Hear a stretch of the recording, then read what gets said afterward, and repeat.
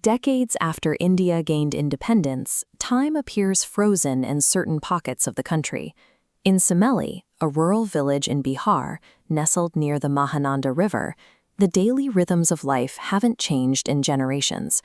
From a distance, this pastoral existence looks serene, but closer inspection reveals a community functioning as a rigidly controlled stage, where every social interaction follows a pre-written script. We see this clearly in Soma and her mother. They work constantly, pounding paddy and fetching water, yet they remain trapped by the grinding mechanics of daily survival. They are the living embodiments of the wooden figures described in Anilchandra Thakur's novel, The Puppets. Into this setting arrives Hakim Saheb, a government official. At first, he observes the village in the calm waters of the Mahananda River through the detached, romantic lens of an outsider. But his perspective shifts as he interacts with the locals. Hakim realizes that the people he sees every day are not making free choices. They are bound by invisible strings of societal expectation that dictate every move they make. In Sameli, poverty acts as a weight that slowly turns living people into wooden objects.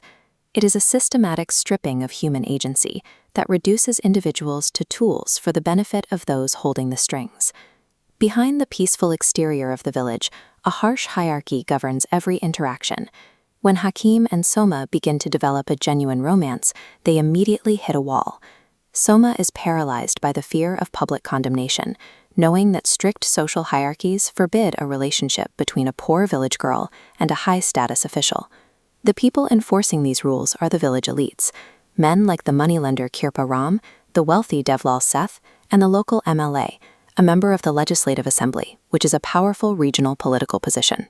Together, they sit at the absolute top of the social ladder. These local masters don't need physical violence to maintain their control. They use the weight of generational debt and enforced illiteracy to keep the villagers dependent and compliant. The true power of this oppression is psychological. The elites have successfully convinced the villagers that these strings are the natural, unchangeable order of the universe. Hakim Saheb finds himself caught in a deep internal crisis. The rigid bureaucracy of his government position demands absolute neutrality, but his empathy for the villagers pulls him in the opposite direction. This conflict is deeply personal. Hakim is an adopted orphan himself. The trauma of his own early vulnerability fuels a protective identification with the marginalized people of Sameli. He reaches a breaking point. Hakim realizes that if he chooses to remain a passive, rule-following observer, he becomes directly complicit in the puppetry controlling the villagers.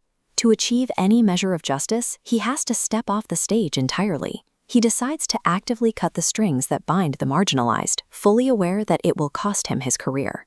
Hakim shifts from observation to active disruption. He weaponizes his government authority to establish a village teaching center, directly defying the wishes of the local elite. The community gets to work. Cutting bamboo and raising a thatched roof for the school becomes their first unified act of defiance against the landlords. This photograph captures Hakim's intervention.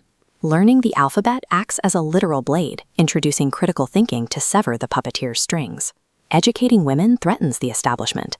An educated community can read ledgers, calculate interest, and finally challenge the moneylenders. Literacy provides the community with a vocabulary to name their oppression and tools to dismantle it. The simmering tension finally snaps.